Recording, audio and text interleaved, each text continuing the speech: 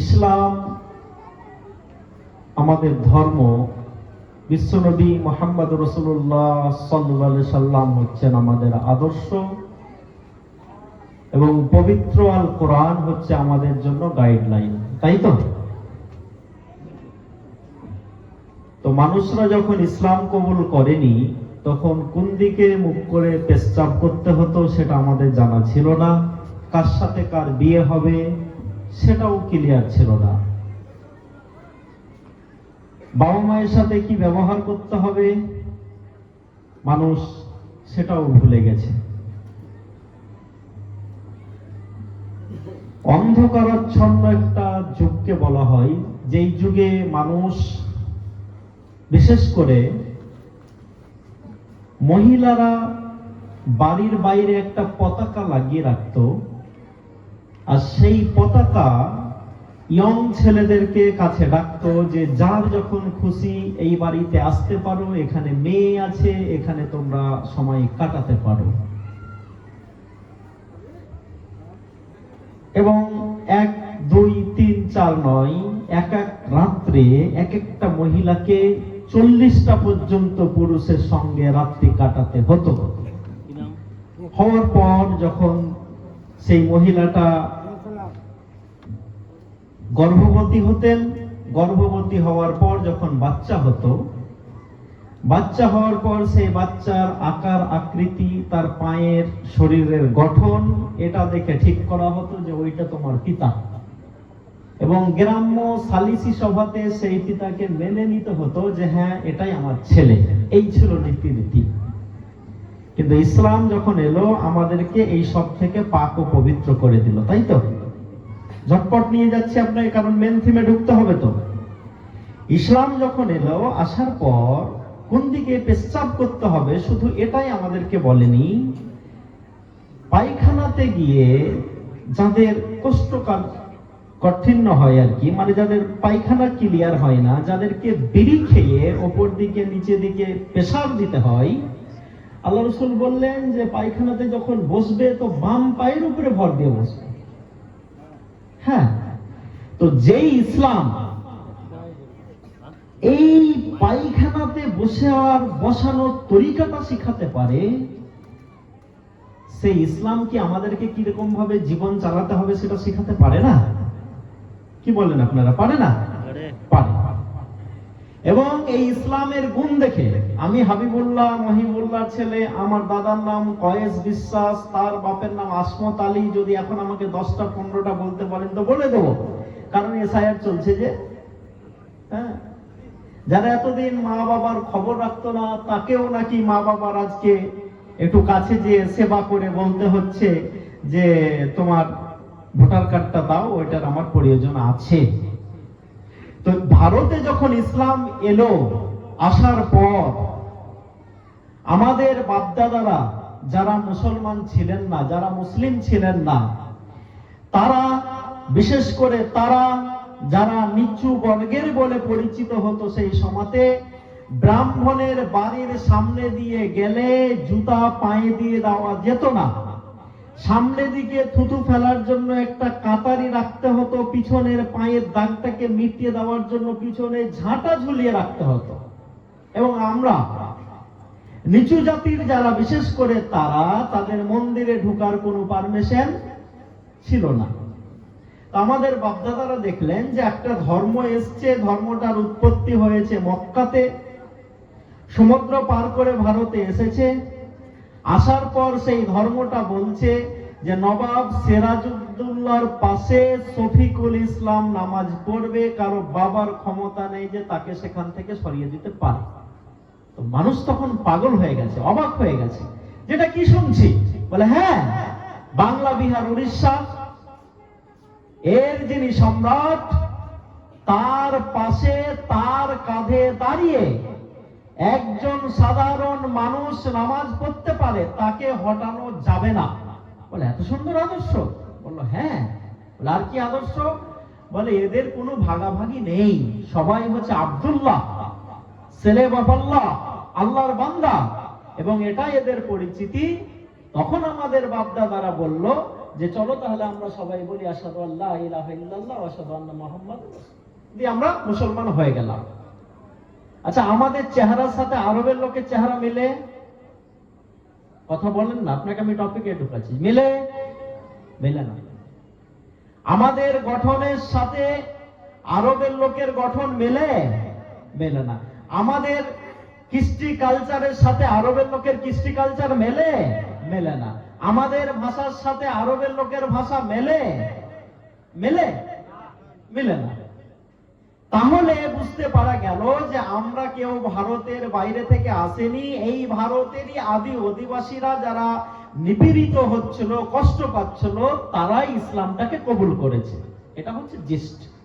এবং এটা আমি হাবিবুল্লাহ বলছি না, আজকে ভারতের অনেক জ্ঞানীগুণী মানুষও এই কথাটা বলছে, সোশ্যাল মিডিয়া যারা ঘাটছেন দেখতে পাবেন। তো আমরা ভারতের আদি অধিবাসী যারা কাঠ কেটে দিন চালাতাম, যাদের মহিলাদেরকে ব্লাউজ পরতে দেওয়া হতো না, যাদের সামনে একটা কাতারি ঝুলিয়ে রাখা হতো, যাদের পিছনে একটা ঝাড়ু বেঁধে দেওয়া হতো, আমরা ইসলামের এই সভ্যতাকে দেখে, ইসলামের ভালো জিনিসগুলোকে দেখে ভারতের মাটিতে কালেমা পড়ে মুসলমান হয়ে গেলাম। তো আমরা তো ধর্মের দিক দিয়ে হয়ে গেলাম মুসলমান, কিন্তু জাতিতে ভারতীয় থাকলাম না। থাকলাম না। আমরা কোথাকার লোক? কোথাকার লোক? ভারতের লোক। এবার বর্তমান সময়ে যারা দিল্লির মসনদ দখল করলেন, তারা নতুন করে বলছেন যে আমরা ভারতের কিনা তার কিছু কাগজ আমাদেরকে দেখাতে হবে। এবং আলহামদুলিল্লাহ এই জন্য আয়াত তো অনেকবার হয়েছে, এবার এসআইআর হচ্ছে, স্পেশাল ভাবে এটা হচ্ছে। এবং এটা একটা জাতিকে টার্গেট করার চেষ্টা করা হচ্ছে। যদিও আলহামদুলিল্লাহ আমাদের ভয়ের কিছু নেই। যেই কাগজগুলো আমাদের চাওয়া হয়েছে সেই কাগজগুলো আমাদের আছে না নেই? আছে না নেই? আছে। জোরে করে বলতে হবে, কারণ এটা শোনাতে হবে। সেই কাগজগুলো, ডকুমেন্টস গুলো আমাদের আছে না নেই? আছে। যখন আমাদের এই কাগজগুলো আছে, মানে আলহামদুলিল্লাহ আমাদের এবার ভোটে নাম উঠবে, অসুবিধা নেই। তো এসআইআর করতে যে মেদিনীপুরের শুনছি নাকি 250টা ফ্যামিলির নামই নেই, যাদের বাপ দাদা বা তাদের আত্মীয়দের 2002 সালের ভোটার লিস্টের সাথে কোনো কানেকশনই খুঁজে পাওয়া যাচ্ছে না। তারাই সবাই তো লুঙ্গি বাহিনী নাকি? লুঙ্গি বাহিনী মুসলিম। তারা কি? তারা হচ্ছে অমুসলিম। তারা হচ্ছে অমুসলিম। তো আমরা এবার তাদেরকে বলতে চাই, যারা আমাদের উপরে কোশ্চেন মার্ক তুলছেন, তাদের উপরেও আমাদের কিছু কোশ্চেন মার্ক আছে। আছে না নাই? আছে না নাই? আপনারা যাদের ভোট নিয়ে প্রধানমন্ত্রী হলেন, সেই ভোটারগুলোর উপরে যদি কোশ্চেন মার্ক খাড়া করা হয়, তাহলে যাদের ভোট নিয়ে আপনি প্রধানমন্ত্রী হয়েছেন, তো ওই প্রধানমন্ত্রীটার উপরে আমরা কোশ্চেন মার্ক তুলতে পারি না? পারি না? পারি। তো অমিত শাহ তো এই ভোটারদের ভোটের মাধ্যমে, এত জোরে কথা বললে হবে না, এই ভোটের মাধ্যমে তিনি স্বরাষ্ট্রমন্ত্রী হয়েছেন। তো আমরা ভোটার যদি প্রশ্নের সম্মুখীন হই, তো ভারতের স্বরাষ্ট্রমন্ত্রীকে প্রশ্নের সম্মুখীন হতে হবে না? হবে না? হবে না? হবে না? আমি হাবিবুল্লাহ যখন অনেক জায়গায় গলা ফাটিয়েছি, প্রতিবাদ করেছি, এবং আমি বলার চেষ্টা করেছি সব জায়গাতেই যে কোন জাতির উপরে তোমরা আঙুল তুলছো, কোন জাতির উপরে তোমরা আঙুল তুলছো? যেই জাতির লোকেরা, আপনি এইদিকে হয়ে যান, টাকা নিলে এই দিক থেকে নেওয়া যাবে, ভালো হবে, তাহলে সুবিধা হবে লিখে দিতে। হ্যাঁ, পাশে পাশে আসবেন, এইদিকে দিয়ে দিবেন, খুব সুন্দর হবে, কিছু মনে করিয়েন না। হ্যাঁ, ওদের সুবিধা হবে। তো কি বলছিলাম, আপনারাও ভুলে গেলেন, আমিও ভুলছি নাকি? হ্যাঁ, এই তো মনে রেখেছেন। কোন জাতির উপরে প্রশ্ন আপনারা তুলছেন? যেই জাতির ইমামরা, যেই জাতির ইমামরা বলেছিলেন মুসলমানদের জন্য যেমন নামাজ পড়া ফরজ, মুসলমানদের জন্য যেমন রোজা রাখা ফরজ, মুসলমানদের জন্য যেমন কি বলে হজ করা ফরজ, তেমনি মুসলমানদের জন্য ভারতের মাটিতে ইংরেজদের বিরুদ্ধে জিহাদ করা ফরজ। নারে তাকবীর। আমার জাতির ইমামরা সেদিন ফতোয়া দিয়েছিলেন। তাই আমি হাবিবুল্লাহ আপনাকে অতটা দেখাতে পারছি না, যেহেতু আমার অতটা জ্ঞান নেই। আমি হাবিবুল্লাহ আমি মসজিদের ইমাম, আমি মাদ্রাসার ইমাম, আমি কলেজের প্রফেসর, আমি ইউনিভার্সিটির লেকচারার, এতটা আপনাকে আমি দেখাতে পারছি না, কারণ আমার এতটা জ্ঞান নেই। কিন্তু স্বাধীনতার আগা পর্যন্ত আমার মাদ্রাসার ইমামরা কোনোদিন চোখ ভরে বিছানাতে পড়ে ঘুমায়নি। রাস্তায় যখন তারা হাঁটতেন, বাড়িতে যখন বসে থাকতেন, যখন তারা মসজিদে তালিম দিতেন, মাদ্রাসাতে দর্শ দিতেন, তখনও তারা বলতেন এই ইংরেজদের কাছ থেকে ভারতকে স্বাধীন করতে হবে, না হলে আমরা শান্তিতে ভারতে থাকতে পারবো না। তাই এই জাতি নিজের যুবকদেরকে, এই জাতি নিজের পয়সাওয়ালাদেরকে, এই জাতি নিজের জ্ঞানী গুণী মানুষদেরকে কুরবানি করালেন এবং ভারতবর্ষটাকে স্বাধীন করালেন 1947 সালে। করাইছে না করাই নাই? করিয়েছে না করাই নাই? দিল্লির ইন্ডিয়া গেটে সব থেকে বেশি কোন জাতির শহীদের নাম লেখা আছে? জোরে করে বলুন না, তাহলে আমার সাহস বাড়বে। কোন জাতির নাম লেখা রয়েছে? আমাদের উপরে যারা প্রশ্ন চিহ্ন তুলো তারা তো ইতিহাস পড়ো না। আমার দ্বিতীয় বাহাদুর শাহকে বলা হয়েছে আপনি খাবেন, ইংরেজরা বলেছে আপনি খাবেন, উনি বলেছেন হ্যাঁ আমাকে বড্ড খিদা পেয়েছে, দিন না আমাকে কিছু খেতে, আমার বড্ড খিদা পেয়েছে। বলে খাবেন, কি খাবেন? ভাত খাবেন, হালুয়া খাবেন, বিরিয়ানি খাবেন? যার দাদুরা এই ভারতবর্ষটাকে শাসন করেছে, যার পিতারা ভারতবর্ষের মাটিতে তাজমহল বানিয়েছে, সেই সম্রাটকে যখন ইংরেজরা বলেছে আপনি খাবেন, আপনি তো ক্ষুধার্ত, বলে হ্যাঁ আমি ক্ষুধার্ত, আমাকে খেতে দিন। সেই সম্রাটের সামনে বড় একটা খাঞ্চা এনে দেওয়া হয়েছে, খাবারের খাঞ্চা। তিনি ভেবেছেন এবার হয়তো আমি একটু পেট ভরে খেতে পাবো। খাঞ্চার উপর থেকে যখন কাপড়টা সরিয়েছে, দেখেছে সেই খাবারের খাঞ্চাতে তার বাড়ির ছোট ছোট ছেলেগুলোর মুন্ডুকে কেটে রাখা হয়েছে।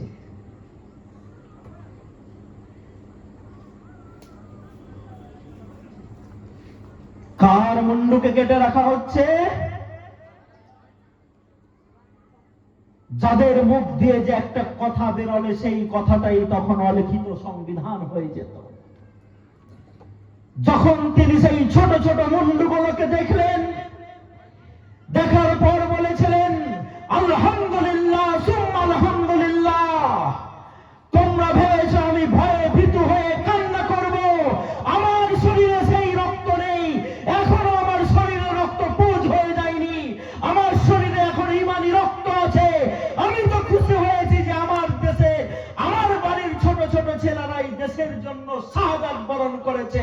নারে তাকবীর। যাদের বাড়ির ছোট ছেলেগুলোকে খাঞ্চাতে ইংরেজরা খাবার হিসাবে সেই সম্রাটের সামনে এনে হাজির করায়, তাদের যদি ভারতকে ভালোবাসো কিনা এই প্রশ্নটা তোলা হয়, তো আমাদের তাদের উপরে প্রশ্ন তোলার অধিকার আছে না নেই? আপনারা কি বলেন, আছে না নেই? আছে, তাই তুলতে হবে।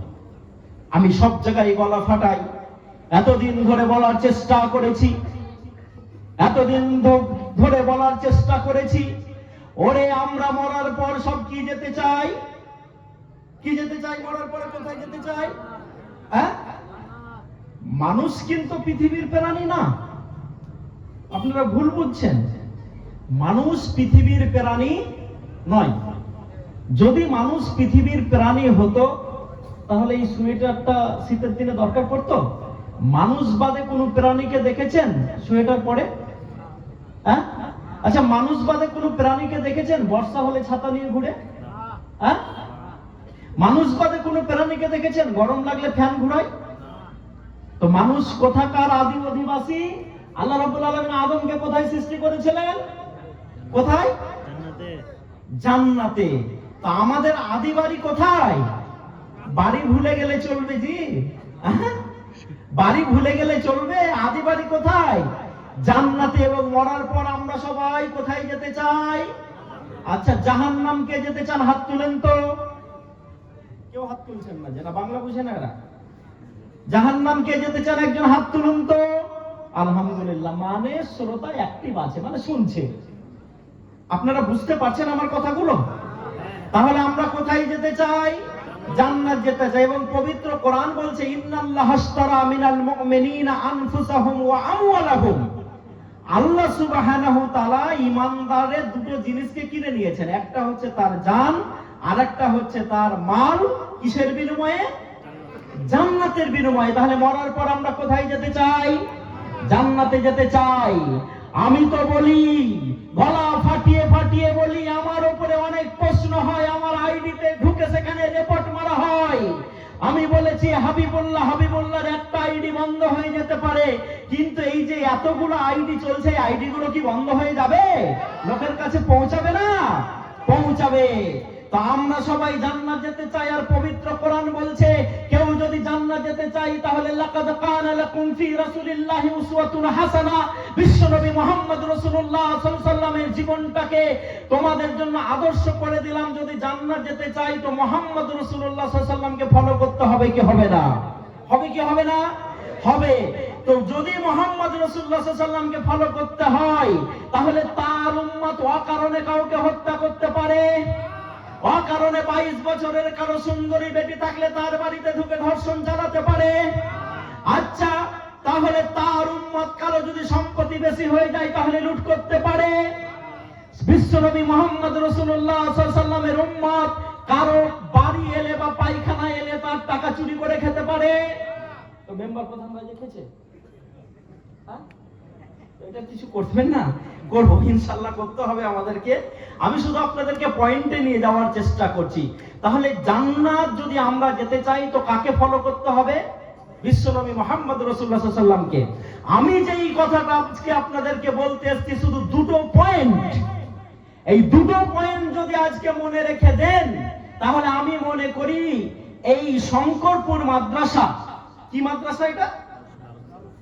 মাদ্রাসা দারুস সালাম। দার মানে ঘর, সালাম মানে শান্তি, নাকি? আল্লাহু আকবার। নামটা কত সুন্দর রেখেছেন আপনারা জি।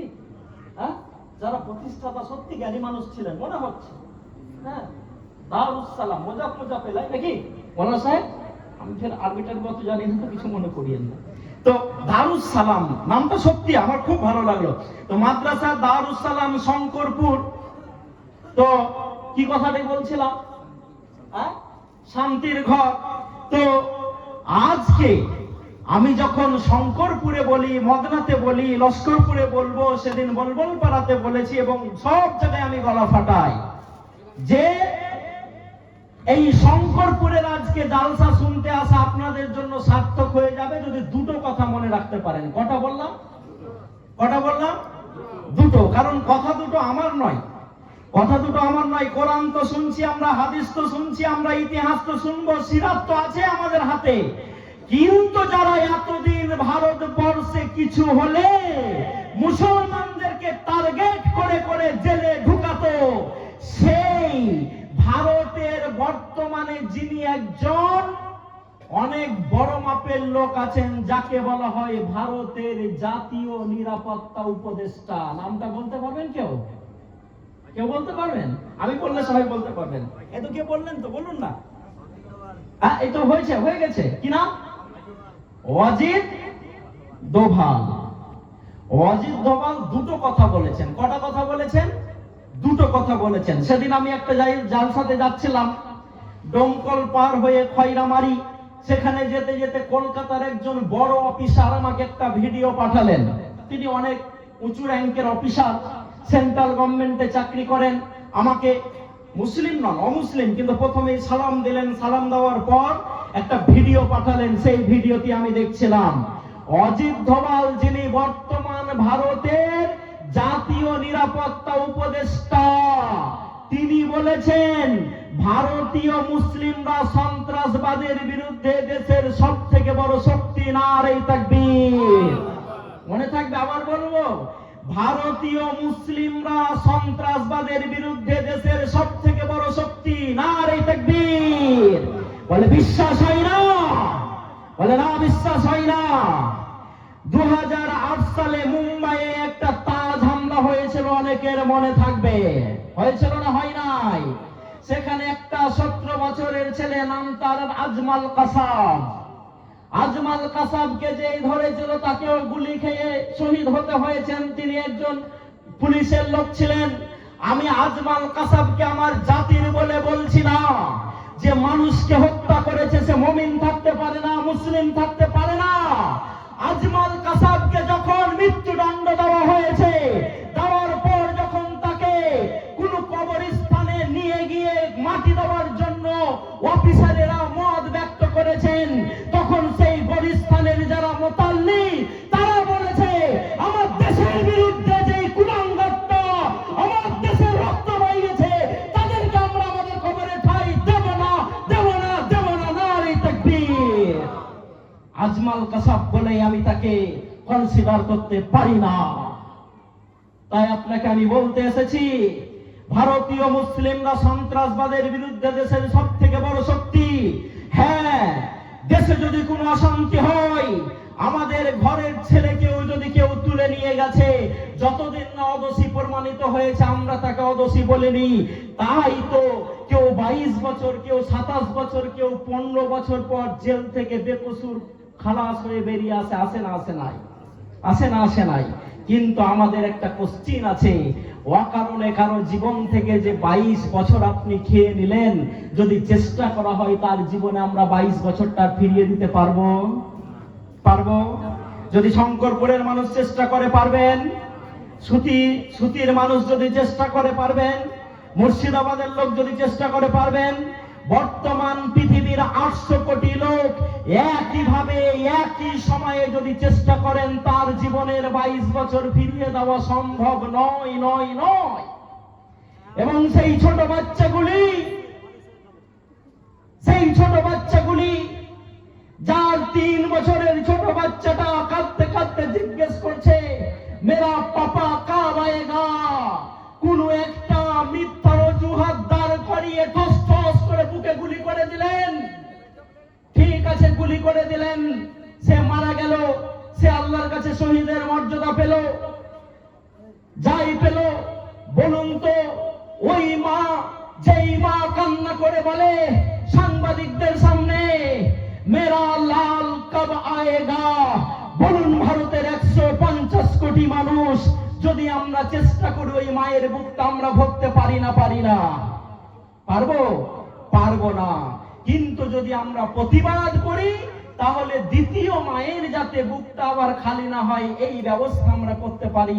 এটা করতে পারি না? পারি না? পারি না? পারি না? পারি। তাই আপনাদের আমি আওয়াজ তোলার জন্য বলতে এসেছি, ভয়ের কোনো কারণ নেই। সবকে আওয়াজ তুলতে হবে না। 1% লোক, মানে 100টাতে একজন। বর্তমান ভারতে যদি 150 কোটি মানুষ থাকে, 1.5 কোটি মানুষ যদি অন্যায়ের বিরুদ্ধে মুখ খুলে, তাহলে এই জালেমরা ঘরে ঢুকে যাবে। ইনশাআল্লাহ ঢুকবে না? ঢুকবে না? ঢুকবে না? ঢুকবে না? জালেমদের বুকের বড় পাটা থাকে না? থাকে? থাকে? থাকে না। তারা চায় অত্যাচারের স্টিং রোলারটা চালিয়ে দিয়ে মানুষের ভিতরে ভয় সঞ্চার করতে।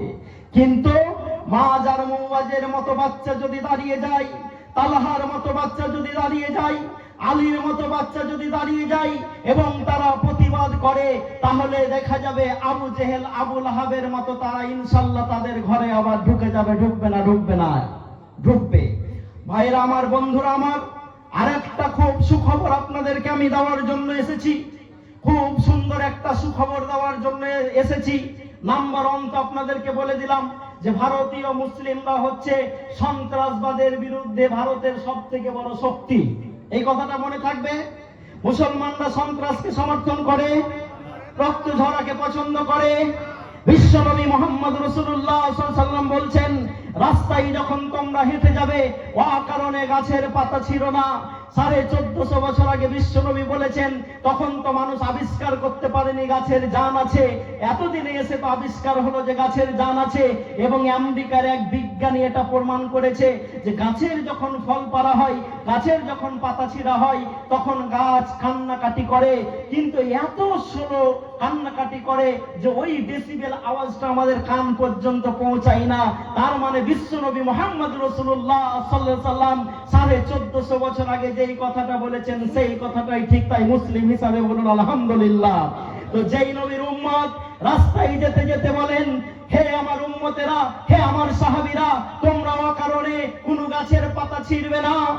সেই নবীর উম্মতরা দিল্লিতে রক্ত ঝরাতে পারে, সেই নবীর উম্মতরা ইরাকে রক্ত ঝরাতে পারে, সেই নবীর উম্মতরা আমেরিকাতে রক্ত ঝরাতে পারে না? পারে না, পারে না।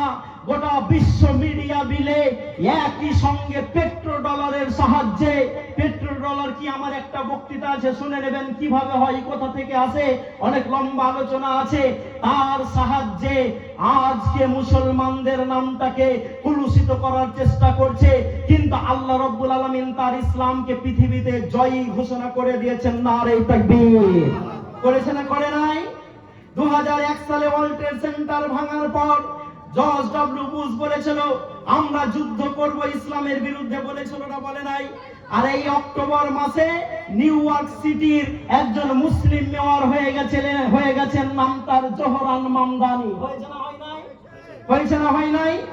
মাই name is Khan and I am not terrorist. Shahrukh Khan যেমন বলেছিলেন, জোহরান মামদানি আজকে বলছেন I am a Muslim, I am not terrorist. আমি হচ্ছি মুসলমান, আমি সন্ত্রাসবাদী সন্ত্রাসবাদী নই। তো যেই রসুলের উম্মতরা অকারণে গাছের পাতা ছিঁড়ে না, যেই রসুলের উম্মতরা অকারণে কোনো পশুকে কষ্ট দিতে পারে না। একটা উট এসে, আবু দাউদে হাদিসটা এসেছে, আল্লাহ রাসূল মুহাম্মদ রাসূলুল্লাহ সাল্লাল্লাহু আলাইহি সাল্লামকে বলছেন, রাসূল গো, আমার মালিক আমাকে কম খেতে দেই, কিন্তু আমার পিঠে খুব ভারী ভারী বোঝা চাপাই, একটু আমার মালিককে বলে দেন না। আল্লাহ রাসূল তার মালিককে ডাকলেন, ডাকার পর বললেন, এই তুমি কেন জুলুম করছো উটের উপরে? তো যেই আচ্ছা গেটটা জাম হয়ে গেছে, তো আপনারা জায়গা আর একটু বড় করতে হতো, তো অনেক লোক দাঁড়িয়ে আছে। তো চলে আসুন, যারা হেঁটে হেঁটে আসবে আল্লাহ সবকে জান্নাত দিয়ে দিও। আপনারা বলে দেন আমিন। হ্যাঁ, আপনাদেরও হয়ে গেছে, হয়ে গেছে, অসুবিধা নেই। সামনে একটু বসার জায়গা আছে, আসুন ভাই। যদি এই কথাগুলো এই সময়তে আমাকে বলতে হয় তাহলে তো খুব মুশকিল ব্যাপার, কারণ আমি আর মাত্র 16 মিনিট আপনার সামনে আছি, আর আমার কাছে এত ঠিক ডকুমেন্টস আছে, আমি বেশি টাইম নেব না, একদম ডট টাইমে শেষ করে যাব ইনশাআল্লাহ। কারণ আজকে আমার বাড়িতে আমার মিসেস অসুস্থ, তার সেলাইন চলছে। হ্যাঁ, শুধু বাপি ভাই কই, বাপি ভাই আর আমাদের শফিকুল ভাই, এদের সাথে আমার এত ভালো সম্পর্ক, আমি বলিনিও শফিকুল্লাহকে যে আমার স্ত্রীর এখন সেলাইন চলছে। না হলে যদি বলতেন হাবিবুল্লাহ ভাই আসিয়েন না, তো শঙ্করপুরের এতগুলা মানুষকে তো আর আমি পেতাম না। আল্লাহর উপরে ভরসা করে রেখে চলে এসেছি। আপনাকে যে বলতে আসছি, আমার হেডেক নেই, আমার সমস্যা নেই, আমার সমস্যা আছে, কিন্তু যেহেতু আমি বলতে পারি, আল্লাহ আমাকে বলার ক্যাপাসিটি দিয়েছেন বলেই আপনাদেরকে বলতে আসছি, দুঃখ নিয়ে বলতে আসছি। আমার বাড়ি চাঁদনি দহা, আমি মৌলভী মহিবুল্লাহ সাহেবের ছেলে। আপনাদের কাছে খবর থাকবে, আমি জালসা করেও খাই না, আর জালসা করে খেতে হবে এই অবস্থাতেও আল্লাহ আমাকে রাখেন নাই, খুব ভালো রেখেছে। কিন্তু কেন বলতে এসেছি, আমাকে আমার মা বলছিলেন বিহার ভোটের পর, আমাকে আমার স্ত্রী বলছিলেন বিহার ভোটের রেজাল্টের পর, যে আপনি যদি একটু কথাগুলোকে অন্যভাবে বলতেন তাহলে ভালো হতো।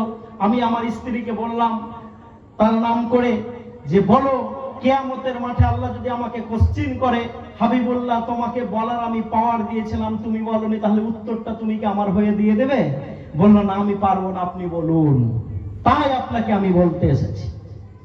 বর্তমান সময়ে এই কথাগুলো শোনার প্রয়োজন আছে না নেই? তো যারা গেটে দাঁড়িয়ে আছেন একটু চলে আসুন, ডান দিকে চলে যান, এত লোক আর ধরবে না, আর যদি না আসে অসুবিধা নেই, আলহামদুলিল্লাহ বাইরে থেকে শুনে নেবেন। আমাকে কয়েকটা পয়েন্টের উপরে আলোচনা করতে দেন। সেদিন আমি ভবানীপুরে বলছিলাম যে আমাকে ডেকেছেন আর বারবার লোককে শুধু বসানোরই কথা বলবেন, তাহলে কিন্তু আমার ডিস্টার্ব হয়। আমি এত কথা বলতে পারবো না, কারণ আমি যে এই কথা বলতে এসেছি অত্যন্ত দায়িত্ব নিয়ে বলতে এসেছি, এবং পুরো দায়িত্ব আমার, আপনাকে এর জন্য দায়িত্ব নিতে হবে না। তো আসুন ভাইরা আমার সামনে দিকে চলে আসুন, এবং যে এই কথাটা আপনাদেরকে, এবার মজার একটা খবর আপনাদেরকে আমি দিয়ে যাচ্ছি, শুনে খুশি হবেন আলহামদুলিল্লাহ। ওই ওয়াজিদ ধোবালি আবার বলেছে সেই দিনই, কি বলেছেন? ভারতের বিরুদ্ধে ষড়যন্ত্র চরবৃত্তি করার জন্য, রিপিট এগেন, আমি আবার বলছি, ভারতের বিরুদ্ধে ষড়যন্ত্র চরবৃত্তি করার ঘটনায় মুসলমানদের থেকে অমুসলিমদের সংখ্যা অনেক বেশি, বলেন আলহামদুলিল্লাহ। মুসলমানরা দেশের সঙ্গে গাদ্দারি করেছে, ৯,০০০ কোটি টাকা নিয়ে পালিয়েছে বিজয় মালিয়া, তিনি হচ্ছেন নরেন্দ্র মোদীর বন্ধু। আর ১৯৬২ সালে ৫,০০০ কেজি সোনা দান করছেন মোহাম্মদ উসমান আলী সাহেব, তিনি হচ্ছেন আমাদের বন্ধু। নারে তাকবীর। আমরা ভারতকে দিয়ে গেছি, ভারত থেকে আমরা কিছু নিনি। আমরা মরার পর বলি না আমাদের দেহটাকে নদীতে ভাসিয়ে দিও, আমরা বলি আমরা মরার পর আমাদের দেহটাকে শঙ্করপুরেরই কোনো গরিস্থানে পুঁতে দিও, যদি উর্বর হয় তো এখানকার মাটি হোক। নারে তাকবীর। কোন হাজি আজ পর্যন্ত বলেছেন যে আমি রসুলের মক্কাকে নিজেরই চোখে দেখে এসেছি, রসুলের মদিনাকে নিজে গিয়ে গুটি গুটি পায়ে আমি রসুলের রওজা মোবারক দেখে এসেছি, আমি যখন মারা যাব আমাকে তোমরা নিয়ে যেয়ে মক্কাতে মাটি দিও? কেউ বলেছেন? কেউ বলেছেন? আজ পর্যন্ত কোন হাজী সাহেবকে আমরা বলতে শুনিনি, কারণ আমরা দেশকে ভালোবেসেছি। তো অজিত ধোভাল বলছেন ভারতের বিরুদ্ধে ষড়যন্ত্র চরবৃত্তি করার ঘটনায় মুসলমানদের থেকে অমুসলিমদের সংখ্যা অনেক বেশি। বলেন আলহামদুলিল্লাহ। আমি গতকালকে একটা ভিডিও দেখছিলাম, ভিডিওটা হচ্ছে এই যে একজন বড় ধরনের নেতা, আমাদের নয় অন্যদের, তারও আমি রেকর্ডটা নিয়ে এসেছি, টাইমের অভাবে আপনাকে আমি বলে যেতে পারছি না, তারও রেকর্ডটা আপনাদের সামনে আমি নিয়ে এসেছি। তিনি গতকালকের একটা ভিডিওতে বলছেন আবুল কালাম আজাদ হচ্ছে ভারতের ১ নম্বর জিহাদি। শুনেছেন আপনারা কেউ? দেখেছেন আপনারা কেউ? আরে কোন আব্দুল কালাম আজাদকে তোমরা জিহাদি বলো? যেই পাকিস্তানকে দেখে আমার দেশ ভয় করত, যেই পাকিস্তান একবার কিছু বললে আমরা চুপ করে বসতাম, কারণ তাদের ডাক্তার কাদের সাহেব ছিলেন যিনি পারমাণবিক বোমা বানিয়েছেন। আমরা কিছু বললে আমাদের দিকে বোমাটা তাক করে ধরতো। আমার আব্দুল কালাম আজাদ জাতিতে মুসলমান, ফলো করে ইসলামকে, একবার ভাবেননি যে পাকিস্তান মুসলিম রাষ্ট্র। তিনি যে দেশের খেয়েছেন, যে দেশে বড় হয়েছেন, সেই দেশকেই পারমাণবিক বোমা দিয়ে সমৃদ্ধ করেছেন। নারে তাকবীর। তাই আজকে আমরা আর পাকিস্তানকে দেখে ভয় করি না? করি। তারা যখন আমাদের দিকে তাক করে তখন আমরাও তাদের দিকে তাক করি না? করি না। কে বানিয়েছেন? কে বানিয়েছেন? আব্দুল কালাম আজাদ। তাকে যদি ১ নম্বর জিহাদি বলো, তাহলে তো আমি তাকে বলতে চাই যে সেই মিসাইলের প্রোটেকশন নেওয়া তোমার জন্য মোটেই উচিত নয়, তোমাকে মঙ্গল গ্রহে চলে যাওয়া উচিত। কি বলা উচিত না? উচিত নয়। বলছে মুসলমানদের যত চিহ্ন আছে আমরা ভেঙে গুড়িয়ে দেবো। তা আমি সেদিন বলেছিলাম জিটি রোডটা কি করবে? গোবর দিয়ে ঢেকে দেবে। হ্যাঁ, বলছেন জিটি রোড কে তৈরি করেছে? শেরশাহ। কে করেছে? শেরশাহ। পিনকোড, পোস্ট অফিস, সরাইখানা, তারপর আপনার এই হোটেল মোটেল, এই কনসেপ্টটা কে দিয়েছেন? শেরশাহ দিয়েছেন। তো তুমি তাজমহলকে ভেঙে দিবে আর তুমি পায়খানা দেখার জন্য সবকে ডাকবে? হ্যাঁ, তাজমহল দেখিয়ে যত টাকা ভারতের ইনকাম হয়, ভারতের আর কোন সৌধ দেখে কি অত টাকা ইনকাম হয়? আমরা মরে গেছি কিন্তু টাকা চাপা মেশিন দিয়েছি, আর তোমরা তো শুধু পায়খানাই বানিয়ে যাচ্ছ। আবার সেই পায়খানাও মাঝে মাঝে দেখতে পাওয়া যায় না। আবার এদেরকে ইতিহাস পড়ার কথা বললে খুবই রাগ হয়ে যায়। আমি তো মাঝে মাঝে এই জালসাতে বলছি, মোদী সাহেবকে আর অমিত শাহজিকে ইতিহাস পড়ার কথা বললে চরম রাগ। যেই সময়তে 8 পাস করলে ডেকে ডেকে চাকরি দেওয়া হতো, ওই সময়তে আমার দেশের প্রধানমন্ত্রী নাকি MA পাস করে চা বিক্রি করছে। না উঠে না? আবার এমন স্টেশনে বসে চা বিক্রি করছে, রেলওয়ে ডিপার্টমেন্ট বলছে ওই সালে ওই স্টেশনটাই তৈরি হয়নি। বুঝতে পারছেন? পারছেন? হ্যাঁ, তো যে কোনো জিনিসের তো একটা লিমিট থাকবে না ভাই। থুকার নাকি? আমি MA পড়াম ক্যালকাটা ইউনিভার্সিটি, তো আমার বন্ধু নাই, আমার ক্লাসমেট নেই, আমার বান্ধবী নেই, কত কি আছে। তো যাক, যেই কথাটা আপনাদেরকে বলছিলাম যে আব্দুল কালাম আজাদকে তোমরা বলছো ১ নম্বর জিহাদি, সেই মুসলিম আব্দুল কালাম আজাদ যদি মিসাইল না বানাতেন তো পাকিস্তানকে দেখে আজও আমাদেরকে ভয় করতে হতো। মুসলমানরা কি দিয়েছে তোমাদেরকে? কি দেয়নি বলো? ব্লাউজ যখন তোমরা পরতে পারতে না, আমি টিপু সুলতান বলেছিলাম ব্লাউজ পরতে দিতে হবে। ওয়াইজাল মাউদাতু সুইলাত বিআইয়ি যামবিন কুতিলাত, যেদিন জানতে পুঁতে দাও মেয়েগুলোকে জিজ্ঞেস করা হবে, বলো তো তোমাদেরকে কি জন্য হত্যা করা হয়েছিল? আমার রামমোহন পাটনাতে গেলেন, কোরআনটাকে পড়লেন আর এই আয়াতটাকে বারবার পড়লেন, পড়ার পর বললেন যাদের স্বামী মরে যায় তাদের স্ত্রীগুলোকে জ্যান্ত চিতাতে আর পুরাতে আমি দেব না।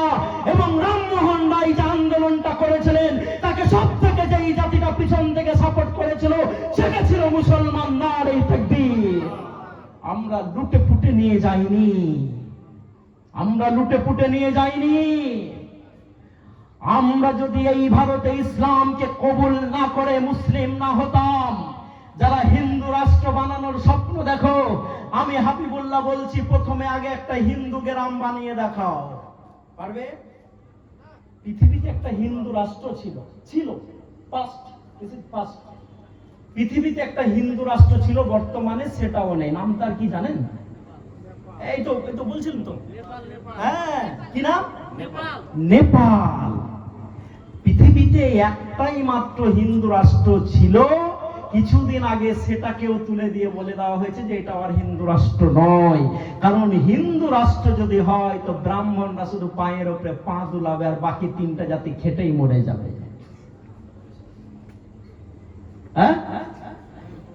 তো আমরা তো বলি হিন্দু রাষ্ট্র বানানোর আগে একটা হিন্দু গ্রাম বানিয়ে দেখাও। কেউ যদি বিপদে পড়ে তাহলে আমরা ঝাঁপিয়ে পড়ি না? এটা আমাদের ইমানে দায়িত্ব না? দায়িত্ব নয়? আমার বাড়ির পাশের কোনো অমুসলিম এসে যদি আমাকে বলেন, আমি আমার গ্রামের ঈদগাহার কমিটির সেক্রেটারি চাঁদনীদহার, তো চাঁদনীদহা ঈদগাহা কমিটির আমি সেক্রেটারি।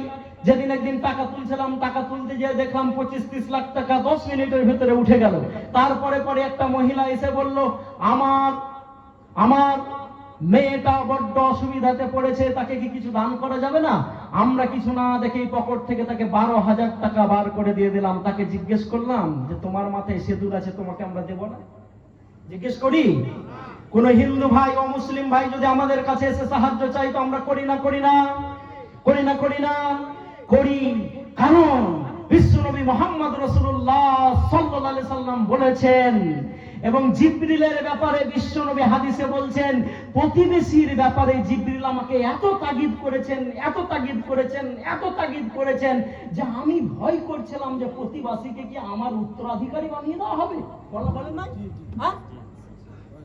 এবং শুধু ইসলামকে শিখে রাখুন, পৃথিবীর কোথাও মাথা নত করতে হবে না। যারা আমাদের উপরে প্রশ্ন তুলে তাদেরকে বলে দিন, মহানবী মুহাম্মদ রাসূলুল্লাহ সাল্লাল্লাহু আলাইহি সাল্লাম বলেছেন, তোমার প্রতিবেশী যদি না খেয়ে রাত কাটায় আর তুমি যদি পেট ভর্তি করে রাত কাটাও তো তুমি পরিপূর্ণ মুমিন। আপনারা ফতোয়া দেন না? মুমিন নও। প্রতিবেশীটা হিন্দু, মুসলিম, খ্রিস্টান এইসব দেখতে হবে না।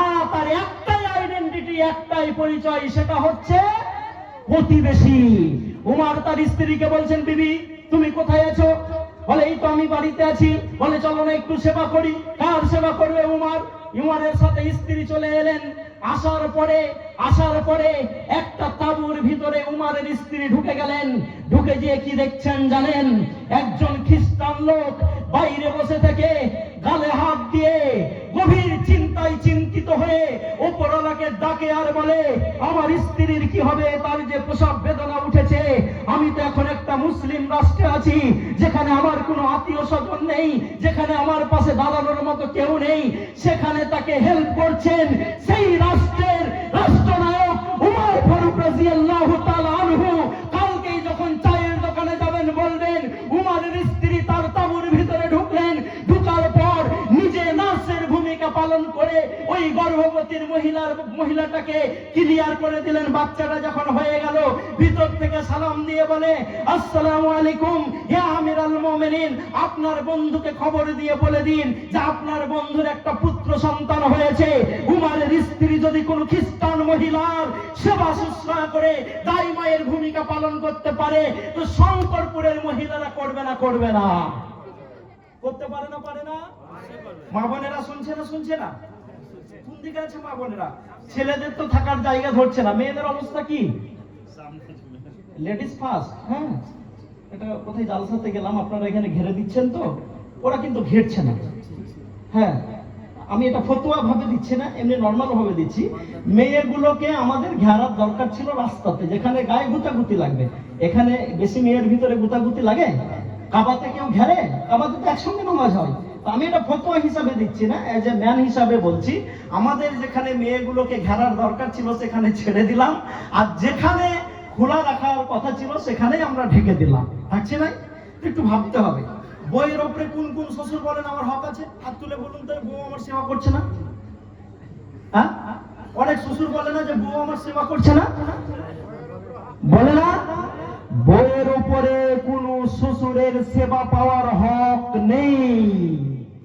আমি ক্লিয়ার বলে যাচ্ছি, অন রেকর্ড বলছি।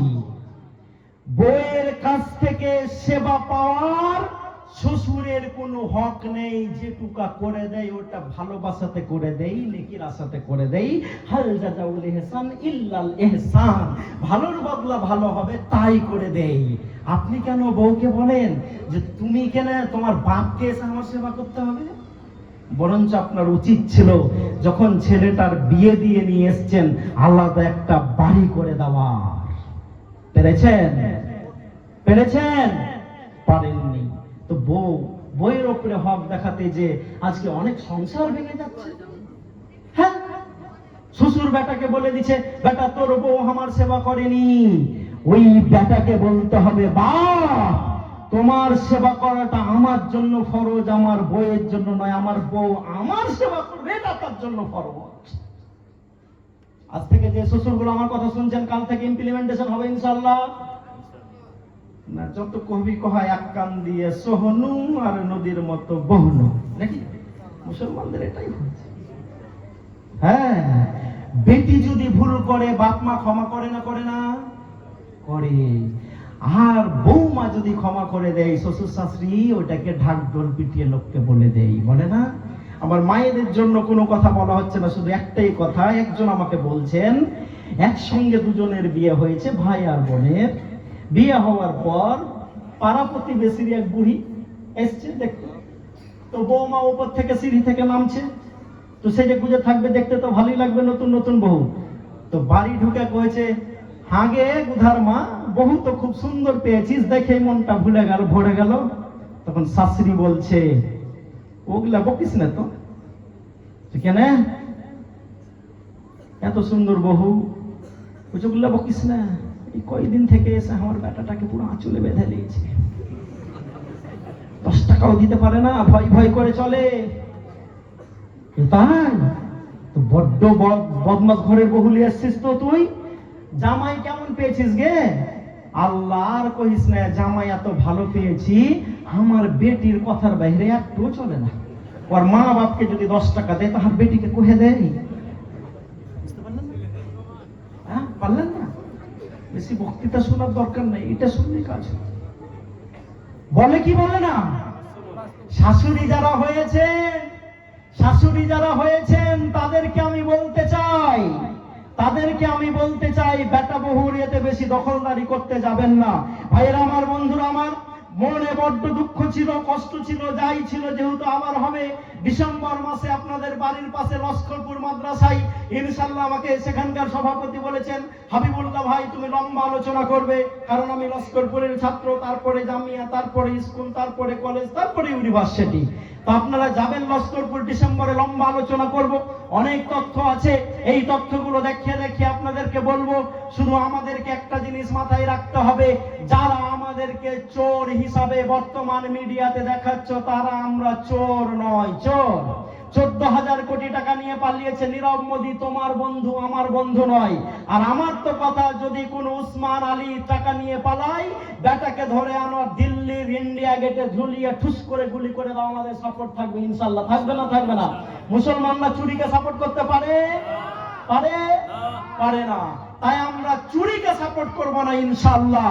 এবং যারা আমাদের উপরে প্রশ্ন তুলছেন তাদেরকে আমরা বলতে চাই, যারা মাদ্রাসার উপরে প্রশ্ন তুলছেন তাদেরকে বলতে চাই, শঙ্করপুর দারুস সালাম মাদ্রাসা, আপনি প্রধান মৌলানা তো? আচ্ছা, প্রধান মৌলানা সাহেব ওদিকে আছেন, আর প্রধান বক্তা সাহেবও চলে এসেছেন।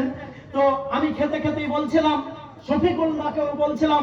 শফিকুল্লাহ কেন বারবার বলছি, কারণ আমার আল ফুরকান একাডেমিতে শফিকুল্লাহর 2 ছেলে এবং মেয়ে পড়ে, এবং আপনাদের এই এলাকা থেকে অনেক বাচ্চা আমাদের কাছে পড়ে। আমরা মনে বড্ড আশা নিয়ে একটা অনেক বড় প্রতিষ্ঠান তৈরি করেছি। 2025 সালেই করেছি, 2 খানা দিয়ে শুরু করেছিলাম। 26-এ আমরা আরো 3 খানা করে 5 খানা করেছি। আমাদের শুভাকাঙ্ক্ষী ব্যক্তির ভিতরে আজকের যিনি আপনাদের জালসার প্রধান বক্তা জনাব মাওলানা বাংলা বিহার উড়িষ্যার গর্ভ বদরুদ্দোজা নাদভী সাহেবেরও ফটোটা আমাদের প্রসপেক্টাসে আছে, দেখবেন। কারণ আমি আমার মেয়েকে সিবিএসসির একটা বড় স্কুলে পড়াচ্ছিলাম। একদিন বাড়ি এলো, আসার পর বলল, আব্বা কালকে আমরা একটা ন্যাশনাল ফেস্টিভ্যাল করব। আমি বললাম, ন্যাশনাল ফেস্টিভ্যাল তো এখন নেই, ন্যাশনাল ফেস্টিভ্যাল তো হয় 26শে জানুয়ারি, ন্যাশনাল ফেস্টিভ্যাল তো হয় ইন্ডিপেন্ডেন্স ডে 15ই আগস্ট। তো এখন তোমাকে কে বলেছে যে আমাদের একটা জাতীয় উৎসব আছে? বলল, আমাকে তো আমার ক্লাসের ম্যাডাম বলেছে। কি তখন? তখন চলছিল কালী পূজার সময়, দীপাবলি। আমি আমার মেয়েকে বললাম, এটা ন্যাশনাল ফেস্টিভ্যাল নয়, এটা একটা জাতির পূজা, এই পুজো করা আমাদের যাবে না।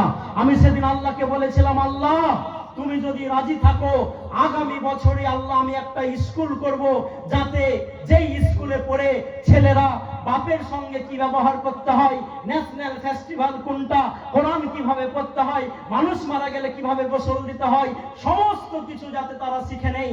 আল্লাহ আমার দোয়া কবুল করেছেন। আল্লাহ আমাদের দোয়াকে কবুল করে অনেক বড় স্কুল আমরা 2 খানা করে ফেলেছি। এবং আমি যদি খেটে খেটে করতাম পারতাম না, কারো কাছে যাকাতের পয়সা যদি নিতাম আলাদা কথা, কিন্তু আমি হাবিবুল্লাহ বলে যাচ্ছি, কারো কাছ থেকে 1 টাকাও যাকাতের পয়সা নিনি। যেটাই করেছি নিজের অর্জিত টাকা থেকেই করেছি। আর আপনার বাচ্চাদেরকে যাকাতের পয়সা খাওয়াবো না ইনশাআল্লাহ। কিন্তু একজন লোক এসে পাশে দাঁড়ালেন, প্রায় 100 কোটি টাকার মতো যেই জায়গার দাম হবে সেই জায়গাতে আমাদেরকে স্কুল করার অনুমতি দিয়ে দিয়েছেন। বলেন আলহামদুলিল্লাহ। কত দাম বললাম? কত বললাম? 100 কোটি টাকা। যাবেন উম্মরপুরের তালাই পেরিয়ে অনুপপুরে তৈরি হচ্ছে আলহামদুলিল্লাহ। তো আপনাদেরকে যে এই কথাটা আমি বলতে এসেছি বন্ধু, ওই জন্য বারবার আমি শফিকুল্লাহর নাম বলছিলাম, যেই কথাটা আপনাদেরকে বলতে এসেছি। মুসলমানরা এই দেশের সাথে গদ্দারি করেনি। এই মাদ্রাসা সেদিন আজকে আমি খেতে খেতে বলছিলাম যে দারুস সালামের মতো মাদ্রাসাগুলো বেঁচে আছে, তাই ইসলামটা আমাদের কাছে আছে। এই মাদ্রাসাগুলো যদি বন্ধ হয়ে যায়, এই ছিটে ফুটা ইসলামটুকু আমাদের কাছে আর থাকবে না। আমি যতই চিল্লাই চেঁচামেচি করি, আমার কিন্তু বেশ মাদ্রাসা থেকেই তৈরি হয়েছে। এই যে আপনাদের সামনে আমি বক্তৃতা দিচ্ছি, যদি লস্করপুরে কারি লোকমান আমাকে মেরে মেরে পিটে পিটে ঠোঁট না কেটে আমাকে বক্তৃতা করতে শিখাতেন, তো আমি শিখতে পারতাম না। তাই এই মাদ্রাসাগুলোকে আমরা বাঁচিয়ে রাখবো ইনশাআল্লাহ। রাখবো তো। যারা আমাদের উপরে প্রশ্ন চিহ্ন তুলো, তারা শুধু দারুল উলুম দেওবান মাদ্রাসার ইতিহাসটা পড়ো, যেই মাদ্রাসাটাকে গড়া হয়েছিল দেশকে স্বাধীনতা এনে দেওয়ার জন্য। নারে তাকবীর। যেই মাদ্রাসার প্রতিষ্ঠাতারা মক্কায় জারুল্লাহ আল্লাহর প্রতিবেশী হয়ে মক্কাতে বসে বসে রেশমি রুমালে লিখতেন ভারতকে কিভাবে স্বাধীন করতে হবে, ভারতের জন্য কিভাবে লড়াই করতে হবে। তাদের রুমালটা যখন ভারতে এসে পৌঁছাতো, তখন এখানকার মানুষরা সেই ওয়েতে ঝাঁপিয়ে পড়তেন। তাই দেওবান যেমন বেঁচে আছে, ইনশাআল্লাহ শঙ্করপুরের দারুস সালাম মাদ্রাসাও বাঁচবে না। আল্লাহর কাছে পরিশেষে দোয়া করি, আল্লাহ আমাদের এই জালসা কমিটিকে কবুল করো, বলেন আমিন। মাদ্রাসাকে কবুল করো, বলেন আমিন। আল্লাহ তুমি আমরা যারা শুনছি, যারা শোনাচ্ছি, প্রত্যেককে কবুল করে নাও, আমিন। আসসালামু আলাইকুম ওয়া রাহমাতুল্লাহ।